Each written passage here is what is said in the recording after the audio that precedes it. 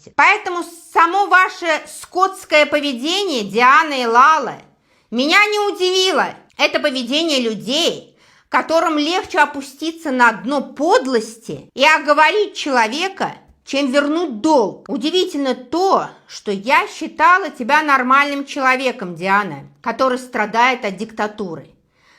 Но реальность оказалась другая. Это очень неприятно и даже печально, что люди готовы идти на такие страшные махинации, разрабатываемые в недрах спецслужб Туркменистана. Я говорю об этом существе, которую человеком ты не назовешь. Она вышла с обвинениями в мой адрес.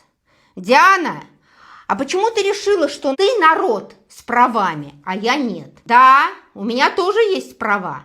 И да, за свои слова нужно нести ответственность. Да, я имею право защищать себя и всех тех, кто имеет ко мне отношение. Я и моя семья в течение многих лет помогали народу.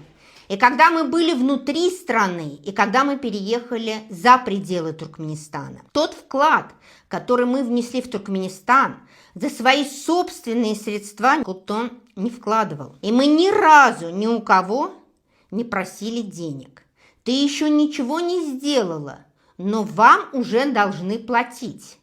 Вы, видите ли, не можете этого делать. Ты когда рассказываешь о том времени, когда вы были с нами и вели дела вместе с нами, Диана, этими делами занимались мы, а не ты. Не присваивай это себе. Хотя, конечно, учитывая твою бессовестную суть, ничего удивительного в этом нет. В том, что ты присваиваешь себе чужие заслуги. После всех твоих обвинений в мой адрес, после твоего наговора, клеветы и подлого вранья, если ты рассчитываешь, что тебе удастся стать правозащитником, то ты очень ошибаешься. Сначала ты решила выступить от нашего имени, от имени меня и Дианы Серебренник.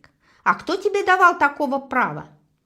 Ты это сделала самовольно, и Диана Серебренник сразу же дала официальное опровержение твоим словам и наглому, хамскому твоему поведению. Дальше больше. Совсем, как оказалось, присущим тебе бесстыдством и хамством, ты стала клеветнически заявлять, что якобы мы тебя заставляли отправлять твои деньги в Туркменистан.